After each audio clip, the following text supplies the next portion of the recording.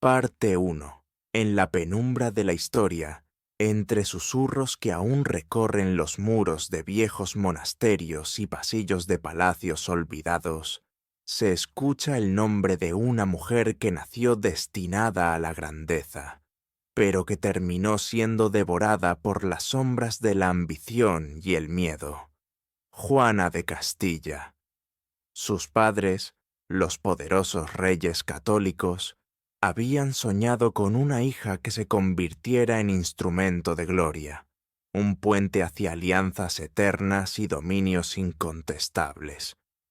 Pero lo que el destino les entregó fue algo distinto, una reina cuya memoria se envolvería en neblinas de locura, dolor y traición.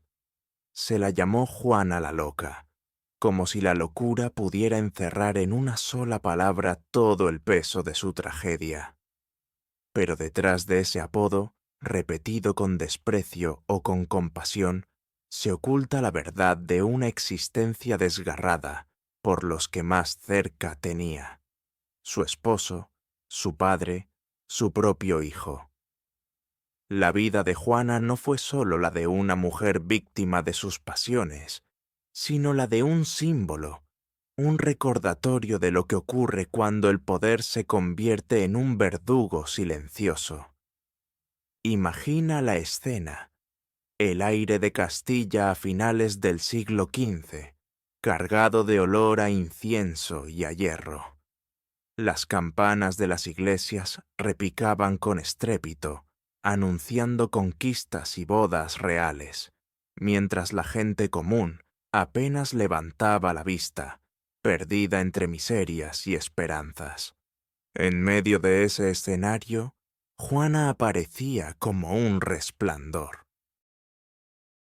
Joven, de mirada intensa y labios que parecían temblar entre la ternura y el desafío. Los cronistas decían que su belleza era serena, casi religiosa, pero que había algo en sus ojos que inquietaba, como si guardara secretos que no debían ser contados. Desde su infancia, Juana supo que no era dueña de sí misma. Cada gesto, cada palabra, cada paso que daba estaba marcado por los planes de sus padres, Isabel y Fernando, que la veían menos como hija y más como pieza de un tablero inmenso, donde las alianzas con Europa se medían en matrimonios y tratados. Desde muy temprano aprendió a leer los silencios, a sospechar de las sonrisas y a entender que en la corte nada era gratuito. Todo era cálculo, todo era un movimiento en una danza peligrosa. Sin embargo, bajo esa disciplina férrea y esa educación que la llenó de rezos, idiomas y protocolos, latía un corazón humano, un corazón joven que deseaba algo más que coronas y sellos. Juana soñaba, a escondidas, con un amor que la mirara sin deberle nada, con la libertad de caminar sin la carga del linaje sobre sus hombros. Pero esos sueños eran un lujo prohibido. Para ella estaba reservado otro destino: un matrimonio que uniría a Castilla y Aragón con los poderosos Habsburgo, amarrando así a España con el imperio.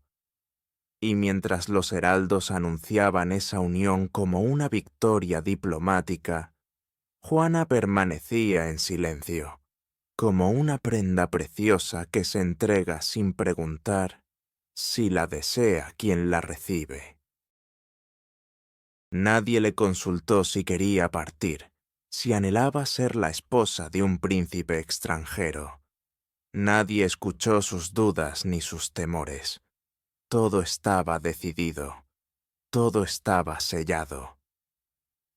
En aquel instante, cuando aún era apenas una muchacha obligada a obedecer, comenzó a escribirse en las sombras el relato de su tragedia, porque desde el primer día el destino de Juana no le pertenecía, y lo que parecía una promesa de gloria, una boda que la elevaría al rango más alto de Europa, pronto se convertiría en la cadena más pesada de su vida. Así nació la historia de una reina que sería recordada no por sus triunfos, sino por su desgarro. Una mujer que, aún coronada, nunca conoció la libertad. Y mientras los cronistas la encerraban en la palabra loca, ella caminaba hacia un destino marcado por la traición, el encierro y el olvido. Un destino que no eligió, pero que terminaría devorando su nombre y su alma. Y allí, en ese comienzo, ya se percibía una advertencia oscura. Los grandes poderes no perdonan debilidades, y en su juego, los más vulnerables son siempre los primeros en ser sacrificados.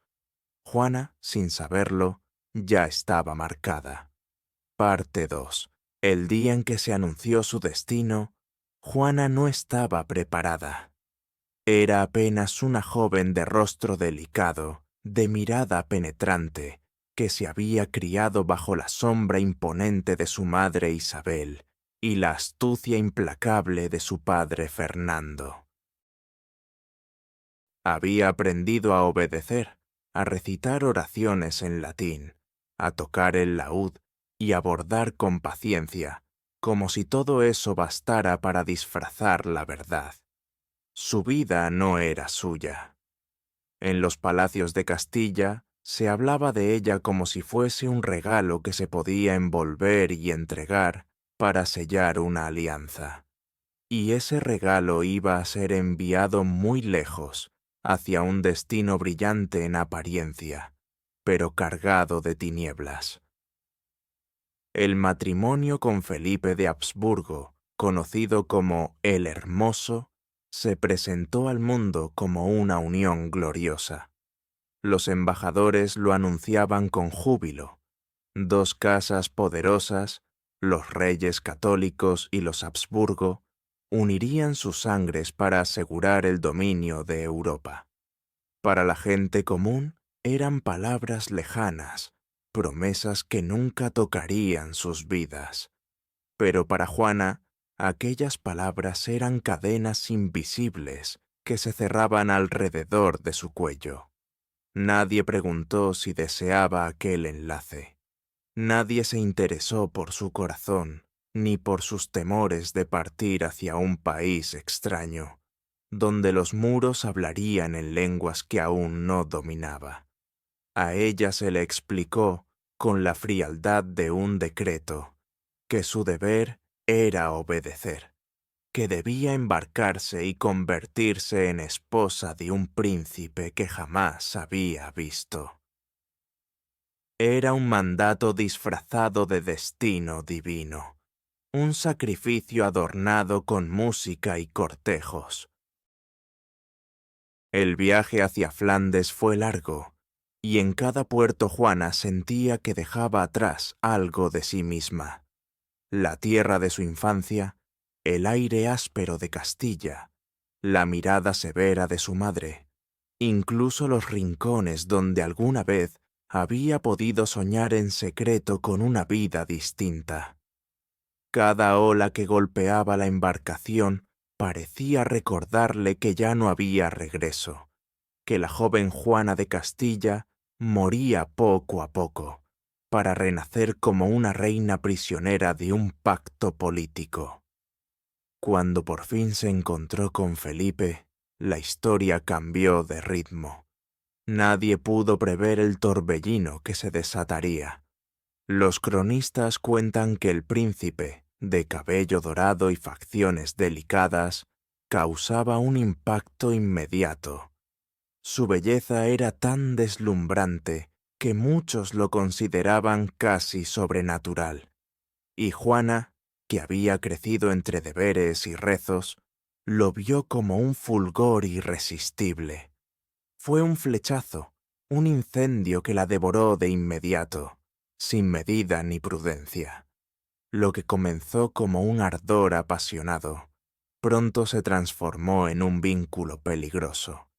Porque Felipe no era un hombre de fidelidades, sino un joven sediento de poder, de placer, de dominio. Para él, Juana era apenas una pieza más en el tablero político, un enlace que le entregaba tierras, títulos y legitimidad. Su corazón vagaba entre amantes, banquetes y juegos cortesanos, mientras la pasión desmedida de Juana se convertía en su vulnerabilidad más grande. En la corte flamenca, los rumores corrían como llamas en un campo seco. Se hablaba en voz baja de las escenas de celos de la princesa castellana, de cómo se aferraba a su esposo, de cómo su amor se transformaba en obsesión. Y mientras tanto, Felipe, con una sonrisa seductora, continuaba con sus traiciones, como si disfrutara al ver la fragilidad de la mujer que tanto lo amaba. Así comenzó la verdadera tragedia.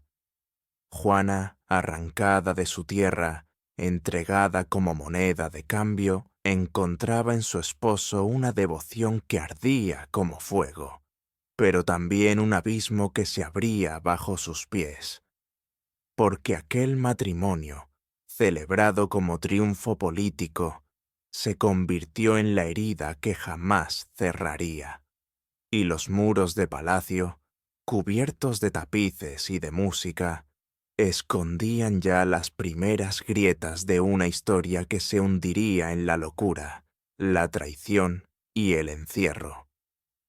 Lo que el mundo llamó boda, para Juana fue el principio de un tormento disfrazado de gloria. Y en esas primeras miradas, en esas primeras caricias y en esos primeros engaños, ya estaba escrito el eco oscuro de un final que nadie quiso evitar. Parte 3. El amor que Juana sintió por Felipe no fue un amor tranquilo ni reposado. Fue un amor que ardía como una hoguera en medio de la noche, un fuego que la consumía entera y que no dejaba espacio para la calma. Desde el primer instante, la pasión se apoderó de ella con una fuerza salvaje, como si el destino la hubiera empujado a entregarse por completo. Pero esa entrega, lejos de ser correspondida, pronto se tornó en la fuente de su mayor tormento. Felipe, el hermoso, era tan fascinante como cruel. Su atractivo era evidente. Altos hombros, cabellos dorados que brillaban a la luz de los candelabros, gestos refinados que seducían a damas y cortesanos por igual.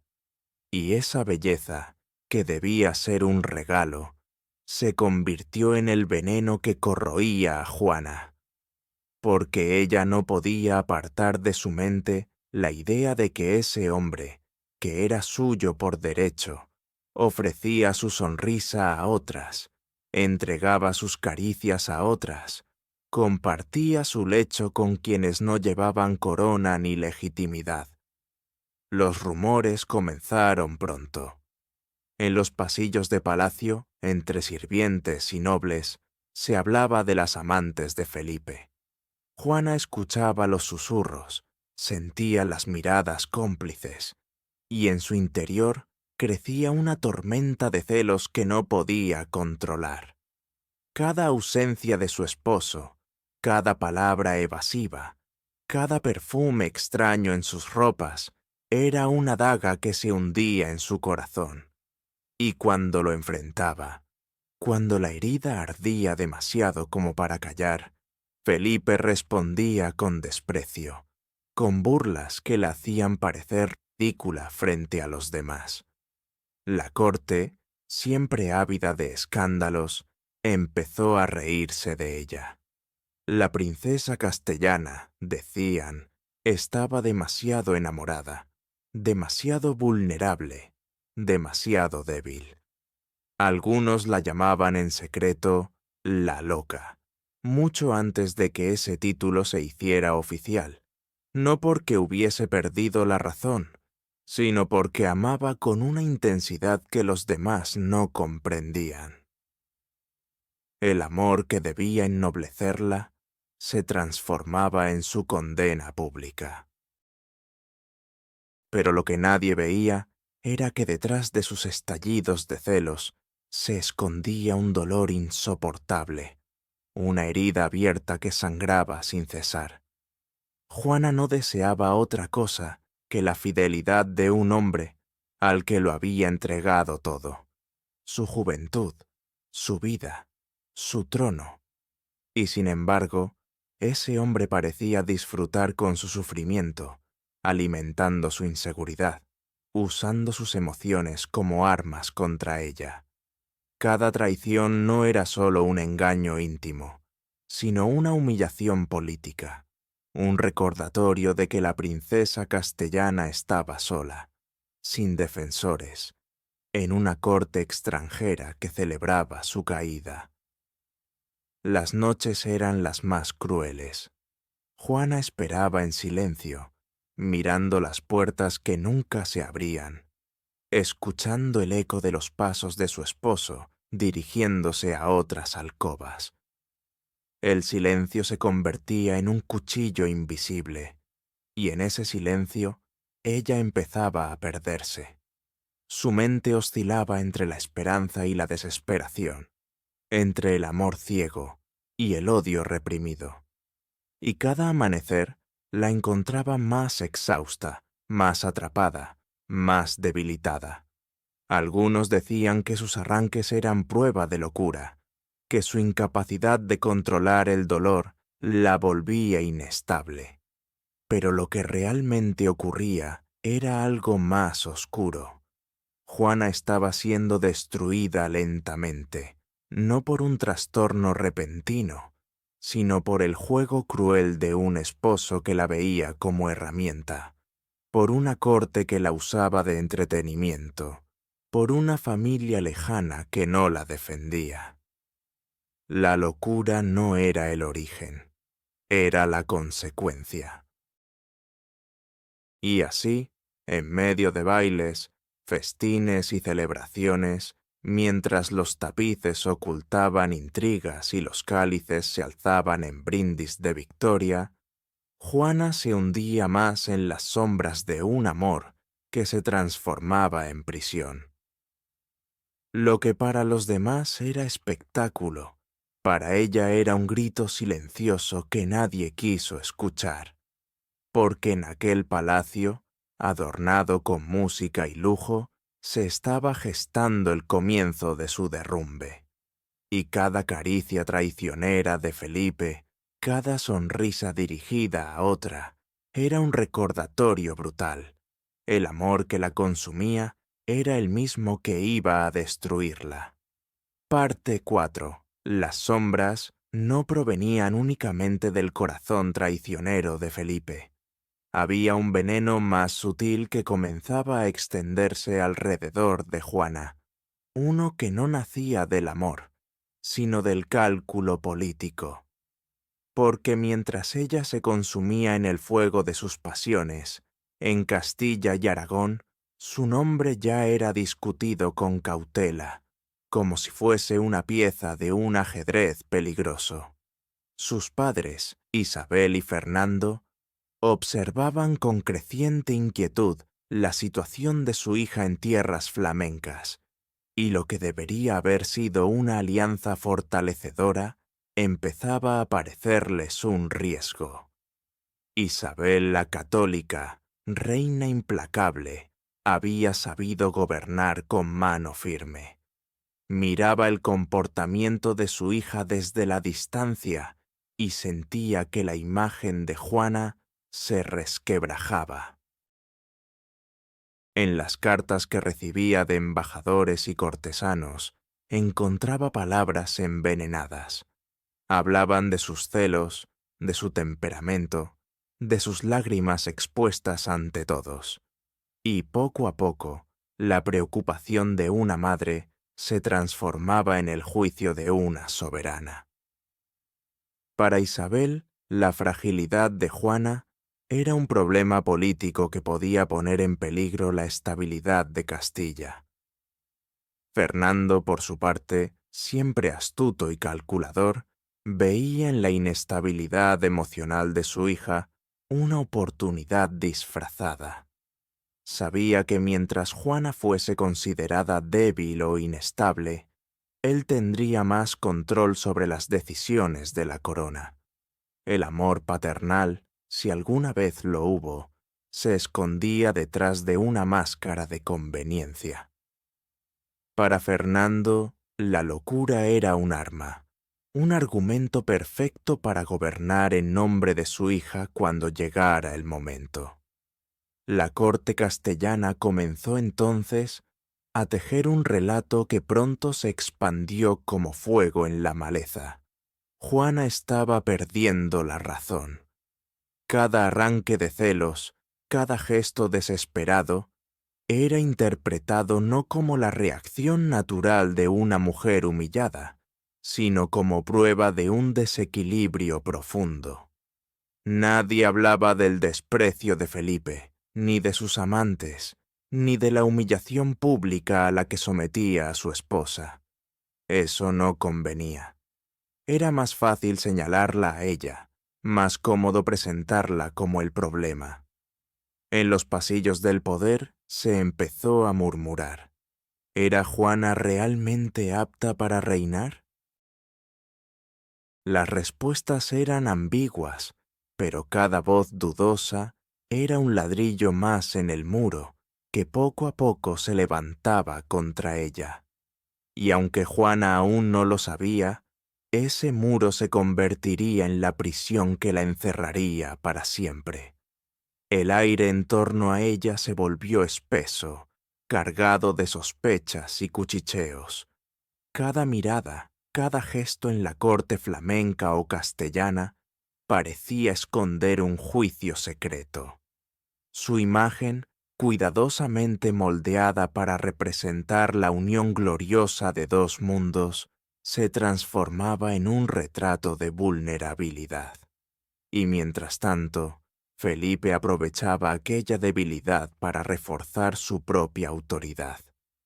El príncipe se presentaba como el hombre razonable, el gobernante capaz de manejar los asuntos, mientras su esposa perdía el control. Era un papel que representaba con perfección el esposo paciente, el príncipe sereno, el líder que sabía controlar lo que su mujer no podía. Y los nobles lo aceptaban, pues convenía a sus intereses. Juana, rodeada de traiciones, aún no veía con claridad la magnitud del engaño. Creía que lo único que debía temer era el corazón infiel de su esposo, pero había un enemigo más grande, más peligroso, el juego de poder que se estaba urdiendo a sus espaldas. Porque lo que comenzó como un murmullo, pronto se convertiría en decreto, y la idea de su locura sería utilizada como la llave para abrir las puertas de su encierro. Así, entre las paredes doradas de los palacios, bajo los tapices bordados con escenas de gloria, se estaba escribiendo una mentira cuidadosamente elaborada. Una mentira que condenaría a Juana por siglos, la de que estaba loca, incapaz, inútil. Una mentira repetida tantas veces que terminaría por convertirse en su destino. Y en ese punto, su tragedia dejó de ser íntima para convertirse en política. Su dolor dejó de ser solo suyo, se convirtió en instrumento. Y aquellos que debían protegerla, su esposo, sus padres, fueron los primeros en clavarle las espinas más profundas. Parte 5. La tragedia alcanzó un nuevo abismo cuando, de manera súbita y envuelta en rumores que jamás fueron aclarados, Felipe el Hermoso cayó enfermo. Fue en 1506, cuando el resplandor de su juventud aún llenaba los salones de la corte, cuando el eco de su belleza seguía fascinando a todos. Nadie lo esperaba. Un día celebraba juegos de pelota, vigoroso y altivo, y poco después yacía postrado, con el rostro pálido, los labios resecos y la respiración entrecortada. La noticia corrió como un rayo. El príncipe había enfermado de forma inexplicable, y su vida pendía de un hilo. Las lenguas se desataron de inmediato. Algunos hablaron de un golpe de calor, otros de un mal repentino, pero en la penumbra de los pasillos se susurraba la palabra más temida: veneno. ¿Quién lo habría querido muerto? ¿Un noble descontento? ¿Un enemigo extranjero? ¿O acaso su propia esposa, consumida por los celos? Ninguna prueba existía, pero la sospecha bastaba para incendiar la imaginación de todos. Juana, por su parte, quedó desgarrada. Aquella misma mujer que había sufrido humillaciones, desprecios y traiciones, se arrojó con desesperación al lado del lecho de Felipe. No importaban las amantes, no importaban las risas que él había compartido con otras. Para ella, seguía siendo el centro de su universo. Lo miraba con los ojos enrojecidos, implorando a Dios que lo salvara, como si la vida misma dependiera de esa súplica. Cuando Felipe murió, el mundo de Juana se quebró en 1000 pedazos. Se dice que se abrazó a su cadáver con una intensidad casi insoportable, que sus gritos helaron la sangre de quienes estaban presentes. No permitía que nadie lo tocara, que nadie lo separara de ella. Su dolor era tan profundo que desbordaba los límites de lo comprensible. El cortejo fúnebre que siguió se convirtió en una escena legendaria. Juana, incapaz de aceptar la muerte de su esposo, ordenó que el féretro fuera trasladado de noche, bajo las estrellas, para que ninguna mujer contaminara con su mirada la figura de Felipe. Viajaba con él, custodiando el ataúd, como si temiera que alguien intentara arrebatárselo aún después de muerto. La procesión avanzaba lentamente por caminos solitarios, mientras los campesinos que miraban desde la distancia murmuraban historias que se volvían mito. Se contaba que Juana abría el ataúd en mitad de la oscuridad para contemplar el rostro sin vida de Felipe, como si en esa contemplación pudiera devolverle el aliento.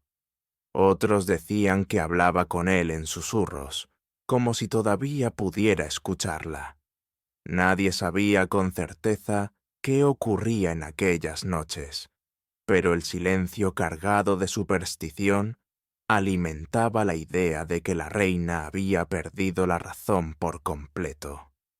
Los nobles y consejeros, aterrados y fascinados a la vez, comenzaron a difundir la imagen de una reina poseída por una pasión desmesurada, incapaz de gobernar, incapaz de vivir en la realidad. Y aunque mucho de lo que se dijo pudo haber sido exageración, lo cierto es que Juana, consumida por su dolor, caminaba ya en un terreno donde la cordura y la locura parecían confundirse. Para el pueblo, la historia se transformó en leyenda oscura. La reina que no soltaba el cadáver de su marido, que viajaba con él como si todavía estuviera vivo, que rechazaba toda compañía salvo la del muerto. Esa imagen, tan poderosa y tan terrible, sería utilizada más tarde para justificar su encierro. Pero más allá de lo que las crónicas contaron, había una verdad silenciosa. Juana estaba sola, absolutamente sola, rodeada de enemigos disfrazados de consejeros, de familiares que esperaban el momento oportuno para arrebatarle lo que le correspondía. Y el cadáver de Felipe, convertido en su obsesión, era también el último refugio que le quedaba frente a un mundo dispuesto a destruirla. Así, en medio de cortejos nocturnos, de rezos interminables y de vigilias heladas, nació la leyenda de la reina que amaba demasiado. Y lo que para el mundo era prueba de locura, para ella era el último acto de fidelidad hacia un amor que, aun en su traición, había sido su vida entera. La muerte de Felipe no solo arrebató a Juana a su esposo, fue el inicio de un nuevo encierro, más profundo y más cruel, donde el dolor se convertiría en la excusa perfecta para despojarla de todo poder. Porque mientras ella lloraba, otros ya se preparaban para clavar el próximo puñal. Parte 6. La obsesión de Juana con el cuerpo de Felipe se convirtió en un espectáculo inquietante que estremecía a todos los que lo presenciaban. No hubo lágrimas que bastaran para saciar su dolor, ni plegarias capaces de arrancarla de ese trance. Se negaba a separarse de él, se negaba a enterrarlo. Para ella, la muerte no era un final, sino un velo que se podía rasgar con la fuerza del amor. Y así comenzó un peregrinaje nocturno que heló el alma de Castilla. Ordenó que el féretro de Felipe permaneciera siempre cerca, como si todavía pudiera escuchar su respiración. Allí donde iba la reina, iba también el ataúd, escoltado por frailes, soldados y cortesanos que marchaban entre el miedo y la incredulidad. De día, el cortejo se ocultaba, pero de noche, bajo las estrellas y el viento helado de Castilla, las campanas de las aldeas temblaban al ver pasar aquella procesión fúnebre. Los campesinos se santiguaban, murmurando que la reina caminaba entre los vivos y los muertos. Era un espectáculo macabro. La reina, envuelta en luto, con los ojos enrojecidos y el rostro demacrado, avanzaba con el féretro como si lo protegiera de enemigos invisibles. Rechazaba que mujeres se acercaran, temiendo que aún muertas pudieran arrebatarle a Felipe. A veces, en mitad de la noche, pedía que abrieran el ataúd. Quienes lo vieron juraban que ella se inclinaba sobre el cadáver, como si quisiera arrancarle un suspiro, como si esperara que sus labios fríos respondieran a los suyos. El rumor creció hasta convertirse en leyenda. La reina Juana, vagando por caminos desiertos, arrastrando consigo el cuerpo de su esposo. Los monasterios que se ofrecían para recibirlo eran rechazados con desconfianza.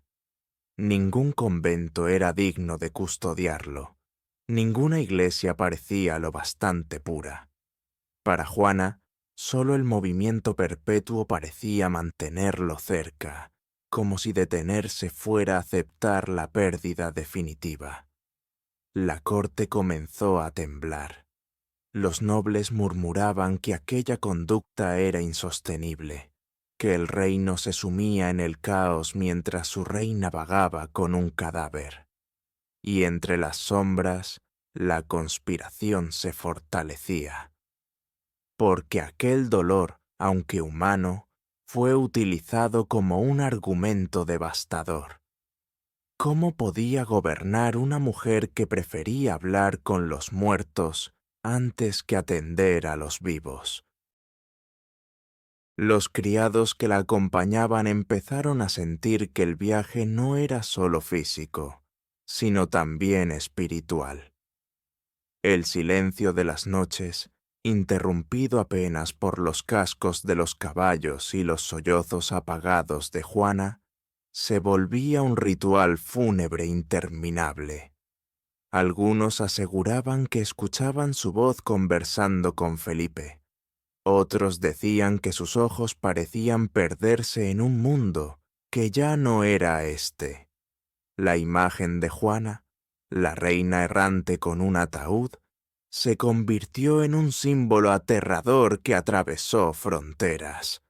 Desde Flandes hasta Roma, se hablaba de la soberana española que se había hundido en la demencia, que había permitido que el amor se transformara en obsesión. Y aunque nadie sabía con certeza cuánto había de verdad y cuánto de exageración en aquellos relatos, la consecuencia fue clara. El poder de Juana se debilitaba y su figura se volvía cada vez más vulnerable a los intereses de otros. Mientras tanto, en los despachos secretos y en las cartas selladas con lacre, los hombres del reino calculaban su próximo movimiento. Su dolor era la oportunidad perfecta. Su obsesión era el argumento ideal. Juana, la reina que amaba demasiado, estaba siendo presentada al mundo como una mujer rota, incapaz de sostener la corona. Y en ese vacío, otros comenzaron a preparar su ascenso. Pero Juana no lo comprendía aún. En medio de su delirio de amor y muerte, seguía aferrada a la idea de que Felipe no la había abandonado del todo. Y con cada noche de vigilia, con cada marcha fúnebre bajo la luna, no hacía más que acercarse a su propia ruina. Porque lo que para ella era fidelidad, para sus enemigos era la llave perfecta para abrir la puerta de su encierro. Parte 7. El golpe definitivo no tardó en llegar. Fernando el Católico, padre de Juana, observaba con fría paciencia cómo la figura de su hija se desgastaba entre rumores y escándalos. El rey, que conocía como pocos las artimañas del poder, comprendió que aquel momento era su oportunidad. No se trataba ya de proteger a Juana, ni de sostenerla en medio de su tormento, sino de usar su fragilidad como un argumento para apartarla del trono y gobernar en su nombre. Fernando nunca había tenido plena confianza en Felipe el Hermoso, su yerno, y ahora, muerto el flamenco, el tablero quedaba abierto.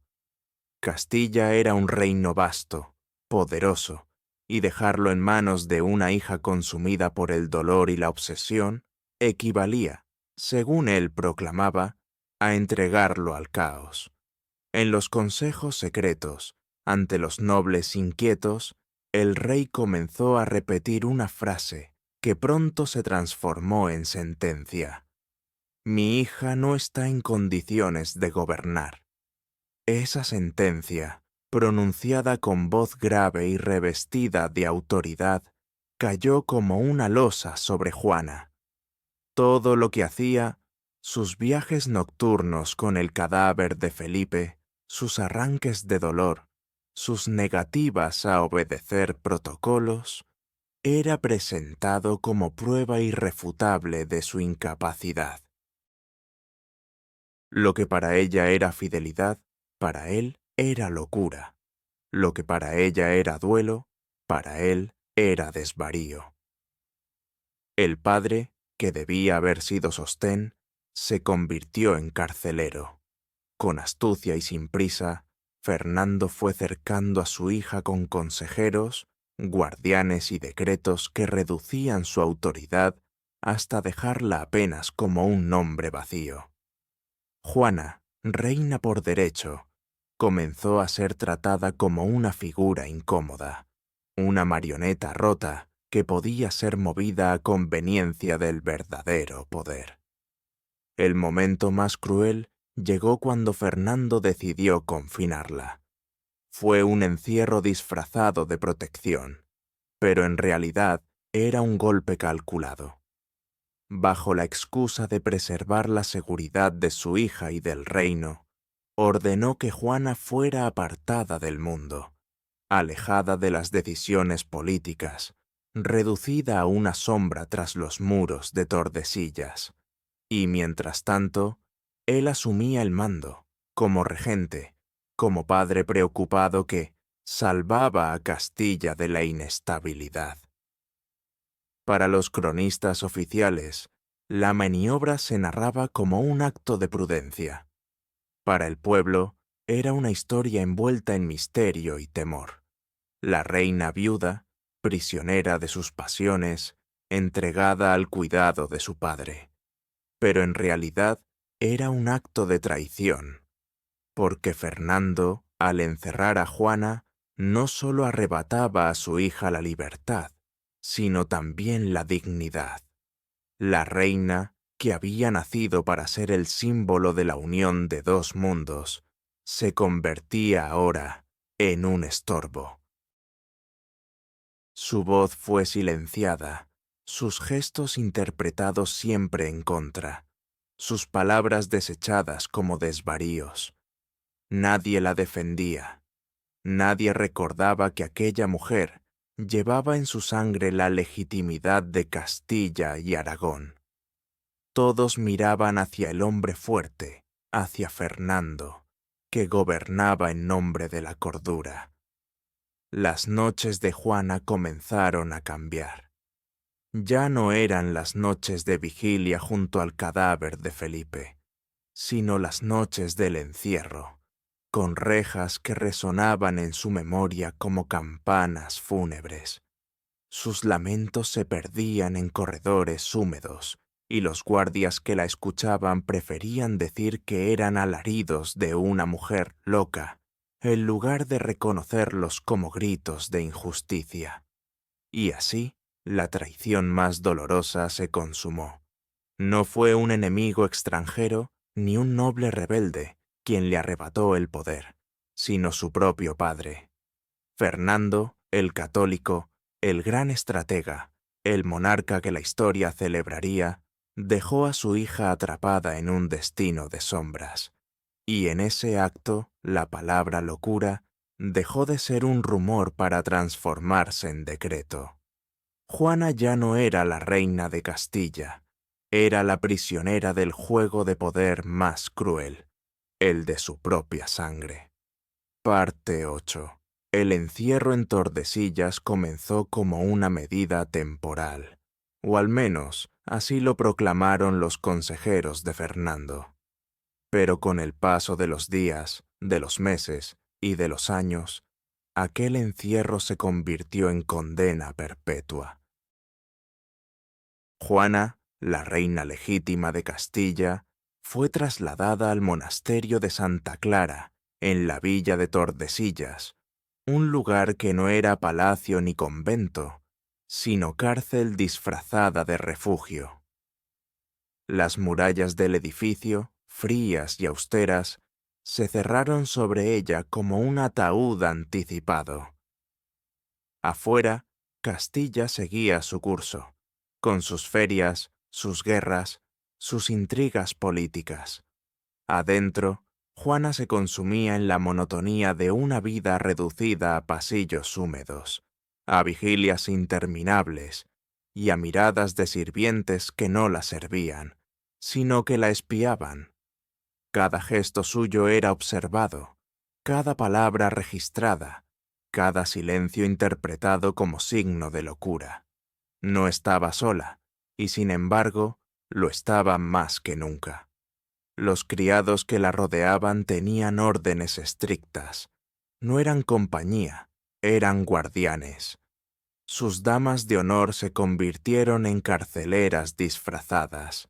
Los religiosos que la visitaban no buscaban aliviar su espíritu, sino medir la salud de su mente, catalogar sus palabras, alimentar el expediente interminable de su supuesta insania.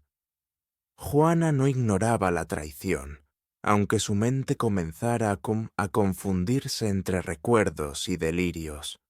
Sabía que su encierro no era fruto de un castigo divino, ni de su fragilidad emocional, sino del interés político de quienes habían decidido apartarla. Comprendía, en los momentos de lucidez, que su soledad era el precio que pagaba por el hambre de poder de los demás. Esa conciencia era más cruel que cualquier delirio. El tiempo en Tordesillas era una tortura sin forma definida. Los días se confundían con las noches. Las estaciones pasaban casi sin que ella pudiera percibirlas. El invierno helaba los muros hasta que la humedad se incrustaba en sus huesos, y el verano traía consigo un calor sofocante que transformaba su encierro en una celda ardiente. Nadie hablaba con ella de asuntos de Estado. Nadie le consultaba decisiones. Era la reina olvidada, viva y presente, pero convertida en un fantasma. El rumor de conspiraciones llegaba, aunque deformado, hasta sus oídos. Supo que en su nombre se firmaban tratados, que otros usaban su título como excusa para gobernar, mientras a ella se le negaba la voz. Y cada vez que pedía ser escuchada, cada vez que exigía ejercer su derecho como reina, la respuesta era el mismo silencio. Un silencio pesado, cargado de desprecio, que la reducía a nada. Algunas veces, la desesperación la llevaba a gritar en la oscuridad, a implorar a los muros, a pedir a Dios una señal.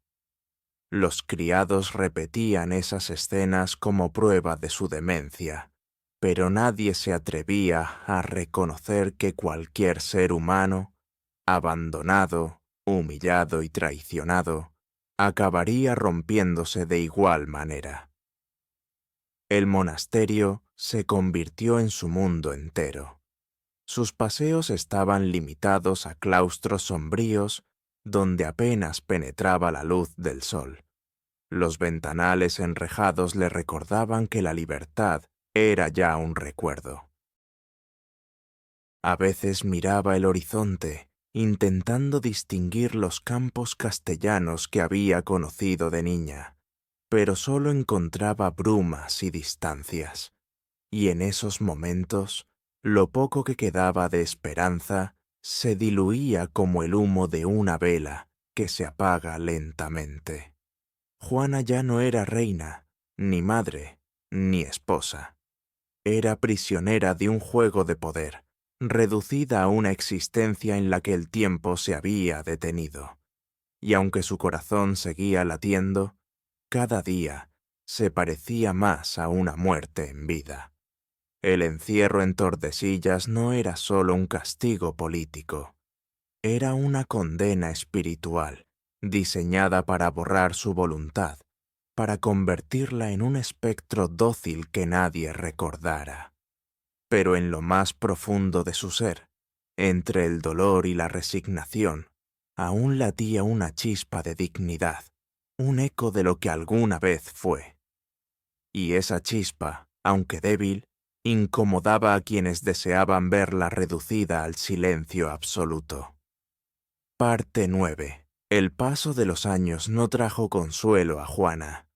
Cuando murió su padre Fernando, muchos pensaron que finalmente llegaría la hora de su liberación.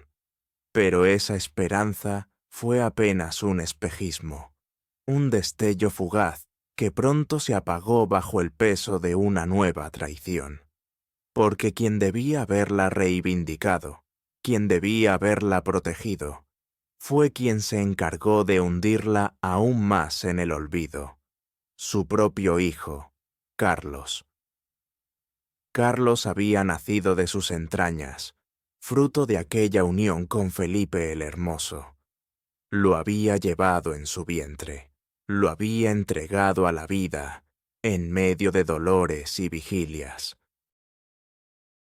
Pero ese hijo, al crecer, no la miró como madre, sino como un obstáculo. Heredero de un imperio que se extendía más allá de Castilla, más allá de España, Carlos V no podía permitirse que la sombra de Juana, todavía reina legítima, interfiriera en su poder absoluto. Cuando regresó a Castilla y se encontró con la realidad de Tordesillas, Carlos tomó una decisión fría y calculada: mantener a su madre cautiva. No había compasión en él, ni ternura, ni gratitud. Había solo política. Juana era, para el joven emperador, un peligro. Mientras viviera, mientras respirara, podía ser utilizada por facciones rebeldes, podía convertirse en bandera de disputas, podía servir de excusa para cuestionar su autoridad. Y Carlos no estaba dispuesto a compartir ni un ápice de su trono, ni siquiera con la mujer que lo había traído al mundo. Las visitas que le hizo a Tordesillas no fueron encuentros de hijo y madre, sino interrogatorios disfrazados de piedad. Carlos observaba a Juana como quien evalúa un problema, no como quien contempla a una madre envejecida y herida. Le hablaba con frases calculadas, la escuchaba a medias, y al final confirmaba lo que ya había decidido antes de entrar, que ella debía seguir encerrada. Juana, en su soledad, esperaba quizá un gesto de misericordia, una palabra de afecto que la rescatara de las sombras. Pero lo que recibió fue el silencio cruel de la indiferencia. Su hijo, el emperador del mundo, la trató como si fuera una reliquia incómoda, un fantasma que debía ser sepultado vivo para que su reinado no sufriera grietas. El convento cárcel se endureció todavía más bajo las órdenes de Carlos. Se reforzaron las guardias, se limitaron aún más sus movimientos, se redujo su contacto con el exterior a lo mínimo indispensable. Cada día que pasaba, Juana quedaba más aislada, más invisible. Los pocos criados que se acercaban a ella lo hacían con miedo, como si trataran con alguien que ya no pertenecía al mundo de los vivos. La ironía era devastadora. Juana había entregado al mundo un emperador que dominaba vastos territorios, que era dueño de coronas y ejércitos, pero en su propia vida no era dueña ni de una ventana abierta. Había parido al hombre más poderoso de la tierra, y ese mismo hombre la condenaba a desaparecer. El dolor de aquella traición no necesitaba gritos ni escenas dramáticas. Bastaba el silencio, el frío de las paredes, la certeza de que la sangre no siempre protege, sino que a veces hiere con más fuerza que cualquier enemigo. Juana comprendió que su destino estaba sellado, no solo por las maquinaciones de su padre, no solo por el desprecio de su esposo, sino por la indiferencia calculada de su hijo. Así, el círculo de traiciones se cerraba sobre ella. Esposo, padre e hijo, los tres hombres que debían haberla amado y protegido, los tres pilares de su vida, habían contribuido a su ruina. Y en el eco de esa traición familiar se dibujaba con claridad la tragedia más oscura. La reina no había sido derrotada por extraños, sino por aquellos que llevaban su misma sangre. En Tordesillas, Juana seguía respirando, seguía mirando los muros, seguía escuchando los pasos de sus guardianes, pero en el fondo de su corazón ya no esperaba justicia. Solo quedaba la certeza amarga de que incluso el vínculo más sagrado, el de madre e hijo, podía romperse bajo el peso del poder. Parte 10. El tiempo, implacable, continuó su marcha mientras Juana permanecía encerrada en Tordesillas. Los días se convertían en años, los años en décadas, y su figura se fue consumiendo poco a poco, como una vela que arde lentamente en un cuarto sin ventanas. Lo que alguna vez había sido una joven ardiente y apasionada, se transformó en un cuerpo frágil, desgastado, marcado por el abandono. El poder no la había derrotado en batalla, sino en silencio, dejándola marchitarse lentamente hasta que su reflejo en los espejos era apenas un recuerdo de lo que había sido. El deterioro era visible para quienes se acercaban a ella, aunque pocos lo hacían con verdadero interés. Sus cabellos, que alguna vez brillaron oscuros y espesos, se volvían canosos y enmarañados. Su piel, antes tersa, estaba marcada por el frío, la humedad y la falta de cuidados. Sus ropas eran cada vez más simples, más descuidadas, como si los sirvientes hubieran olvidado que aquella mujer seguía siendo la reina de Castilla. A veces parecía una monja, otras un espectro, nunca una soberana. La negligencia era su verdugo más fiel.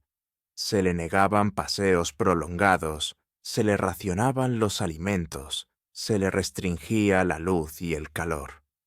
Los médicos acudían de cuando en cuando, pero más que curar, su tarea era certificar la inestabilidad de la reina, repetir el discurso de que estaba incapacitada. Y en medio de esas visitas, Juana sufría en silencio dolores que nadie atendía, enfermedades que se agravaban sin remedio, malestares que se volvían insoportables con los años.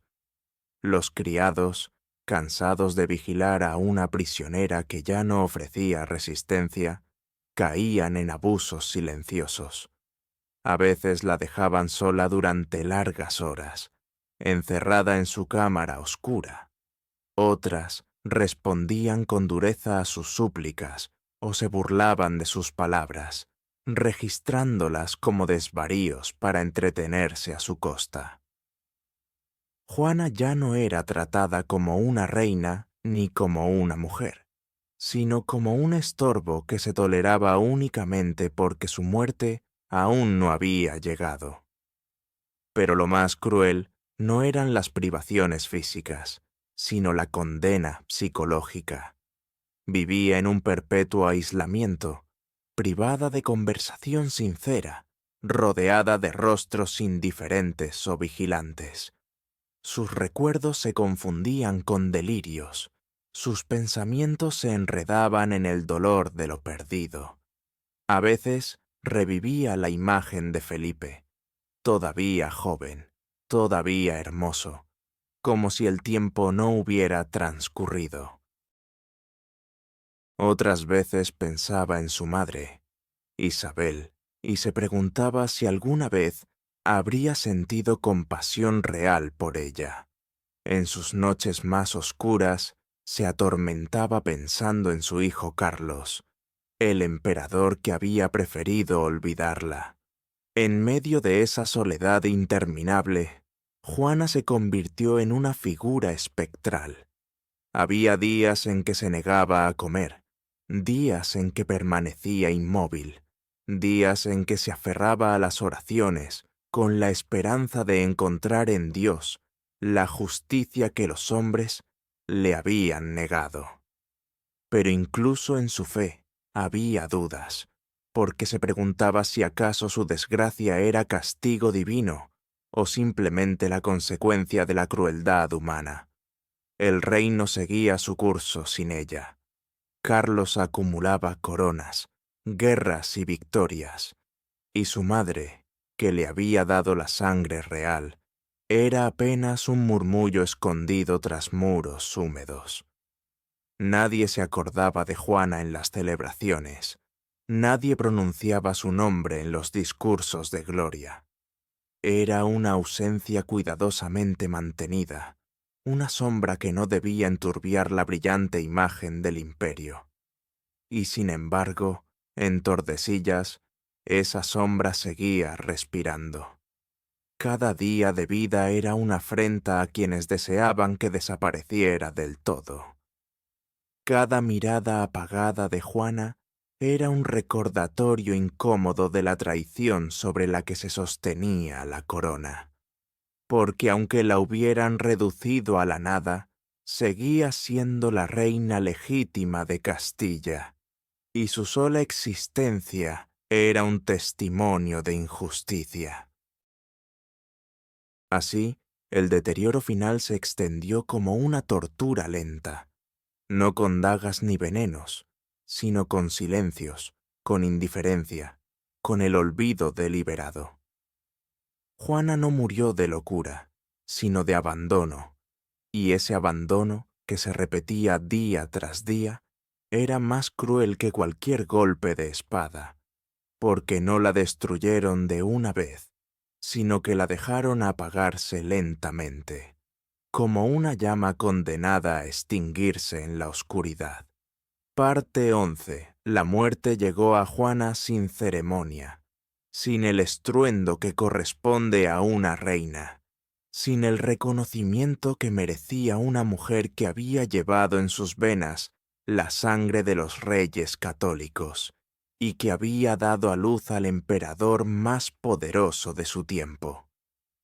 Fue una muerte silenciosa, casi clandestina, escondida entre los muros húmedos de Tordesillas, donde había pasado más de 4 décadas en encierro.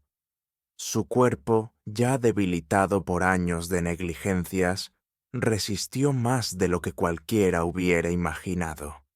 Pero el desgaste de la soledad, la falta de cuidados, el frío constante y la resignación habían hecho su labor.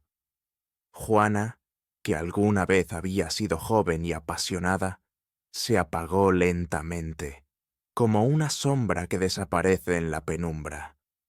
No hubo cortejos grandiosos, no hubo himnos solemnes.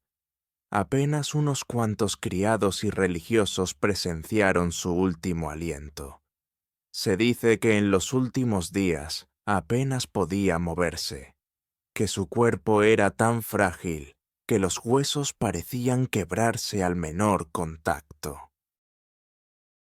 Sus ojos, que en la juventud habían ardido con un fuego incontenible, estaban nublados por la tristeza y la fatiga, y sin embargo, aún conservaban un destello extraño, como si guardaran en silencio la memoria de todo lo sufrido. En esos ojos se reflejaban las traiciones de su esposo, la manipulación de su padre, la indiferencia cruel de su hijo. El día de su muerte, el silencio fue absoluto. Los muros que habían sido testigos de sus lamentos quedaron mudos. Los criados que la habían vigilado con indiferencia se movieron con prisa, como si quisieran deshacerse de una carga que había durado demasiado. El convento cárcel, que había sido su mundo durante casi medio siglo, no mostró compasión alguna. Ninguna campana repicó por ella, ningún estandarte ondeó en señal de luto. El entierro fue austero, carente de la pompa que correspondía a una reina. No hubo cortejos de nobles, ni largas procesiones de súbditos. Solo un traslado discreto, decidido por aquellos que alguna vez habían decidido también su encierro. El cuerpo de Juana fue llevado sin gloria, casi como si su muerte hubiera sido un asunto incómodo del que convenía librarse cuanto antes. Los cronistas oficiales, obedientes al poder, registraron su final con frialdad. La presentaron como la culminación de una vida marcada por la locura, reforzando así la versión que durante décadas había justificado su encierro. Pero detrás de esa máscara de palabras, la verdad permanecía intacta. Juana no había muerto de demencia, sino de abandono y traición. Fue un asesinato lento, cometido no con venenos ni espadas, sino con indiferencia, aislamiento y olvido. Nadie alzó la voz por ella. Nadie reclamó justicia. Su nombre quedó enterrado bajo el peso de un imperio que prefería glorificar las conquistas de Carlos V antes que recordar la tragedia de la mujer que le había dado el trono. Juana murió en la oscuridad, olvidada, convertida en un susurro apenas perceptible en la vasta maquinaria de la historia. Y sin embargo, esa muerte silenciosa tenía un eco terrible, porque el abandono de una reina no era solo un acto de política, sino un símbolo. Mostraba hasta dónde podía llegar la ambición humana, hasta qué punto el poder era capaz de devorar incluso a los más cercanos, incluso a los de la propia sangre. Juana no fue derrotada por ejércitos extranjeros, sino por los suyos, y esa traición era más devastadora que cualquier guerra. Así terminó la vida de la que fue llamada la Loca, no con estrépito ni gloria, sino con un murmullo apagado, como una vela que se extingue en un cuarto desierto. Y en ese silencio se escondía la tragedia más grande, que una reina había muerto, y el mundo apenas lo notó. Parte 12. La muerte de Juana no fue un final, sino el inicio de un silencio impuesto que se extendió por siglos. Su nombre quedó reducido a un apodo cruel: la Loca. Un término repetido por cronistas, por consejeros, por cortesanos, hasta convertirse en verdad aceptada. Así, la memoria de una mujer traicionada por su esposo, utilizada por su padre y olvidada por su hijo, fue transformada en una caricatura, en una advertencia de lo que ocurre cuando alguien se convierte en un obstáculo para el poder.